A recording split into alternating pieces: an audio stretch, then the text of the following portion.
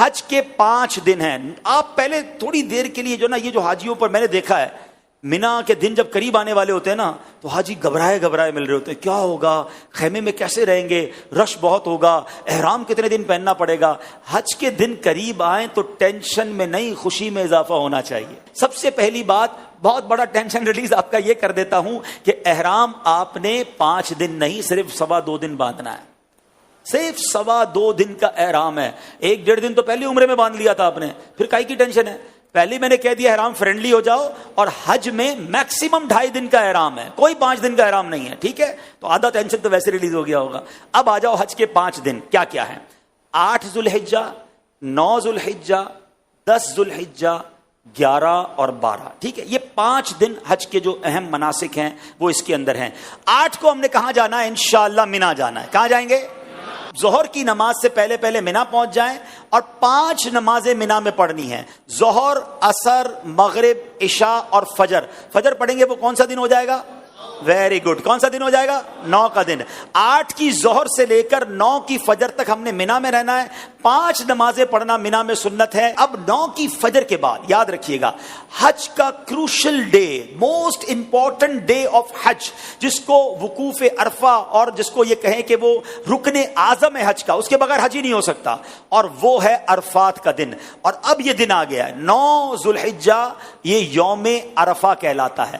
اب حاجی کو جانا ہے عرفات کے میدان میں. جو 9 ذوالحجہ کا دن ہے وہ پورا دن ہم نے کہاں گزارنا ہے؟ عرفات میں. یہ خاص دن ہے. جیسے ہی ظہر کا وقت شروع ہوگا, سبحان اللہ, ظہر کا وقت شروع ہوا اور جتنے لوگ وہاں پر عرفات میں موجود ہیں احرام کی نیت کے ساتھ, وہ سارے کے سارے حاجی ہو گئے. ہاں, ایک لمحہ بھی کسی نے ظہر کا وقت شروع ہونے کے بعد سے لے کر اگلے دن صبح صادق سے پہلے عرفات میں گزار لیا, وہ حاجی ہو گیا. ہاں, لیکن جو صبح چلا گیا ہے یا ظہر کے وقت سے پہلے گیا یا ظہر کے بعد بھی گیا, وہ غروب آفتاب سے پہلے باہر نہیں نکل سکتا. یہ بڑا مسئلہ ہے کہ بعض اوقات ہوتا یہ کہ دوپہر 3-4 بجے سے بعض خیمے والے کہتے چلو بھائی مزدلفہ چلنا ہے. نہیں, مغرب کا وقت ہو گیا, اب آپ آ جائیں گے مزدلفہ. یہ جو رات ہے, اللہ اکبر, بعض علماء فرماتے ہیں کہ یہ حاجی کے لیے شب قدر سے افضل رات ہے. یہ بڑی مبارک رات ہے, دعاؤں کی قبولیت کی رات ہے.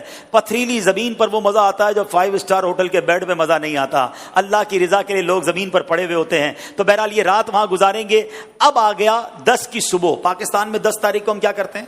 قربانی کرتے ہیں نا.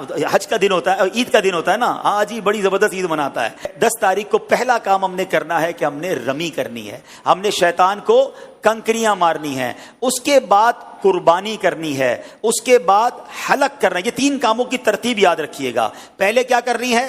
رمی کرنی ہے, پھر اس کے بعد قربانی کرنی ہے, اس کے بعد حلق کرنا ہے. آپ احرام سے فارغ ہو گئے.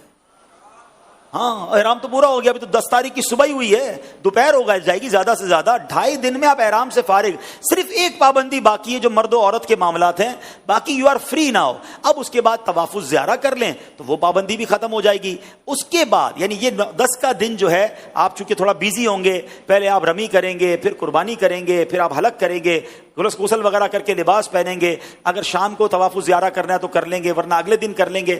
اب صرف آپ نے 11 اور 12 کا دن گزارنا ہے مینا میں, اور راتیں گزارنی ہے مینا میں اور رمی کرنی ہے. ایک واجب باقی رہ جائے گا جس کو طواف رخصت کہتے ہیں, وہ جب وطن واپس جانا ہوگا تب آپ کر لیں گے. تو یہ ہے حج, جو یہ 5 دن ہیں. اس میں پہلا دن مینا میں, اگلا دن عرفات میں, اور بقیہ 3 دن بھی مینا میں گزارنے ہیں. یہ آل ٹوگیدر 5 دن بنتے ہیں. اور آخری دن 12 کو عصر کے بعد مغرب سے پہلے آپ مکہ آ سکتے ہیں. تو یوں دیکھا جائے تو یہ 4.5 دن بنتے ہیں اور 4 راتیں ہیں. تو اٹس ناٹ ہیوج ورک. کوئی ٹینشن ڈالیں, اپنے ساتھ آپ ضرورت کا سامان لے جائیں گے اور لوگوں میں تقسیم کرتے رہیں گے تو انشاءاللہ حج میں کوئی ٹینشن اللہ نے چاہا تو نہیں ہوگی. آپ دوسروں کو ٹینشن ریلیز کرنے کا ذہن بنا لیں, انشاءاللہ آپ کی ٹینشن پہلے ہی ختم ہو جائے گی. انشاءاللہ ہم دوسروں کی مددگار بن کر حج کریں گے انشاءاللہ.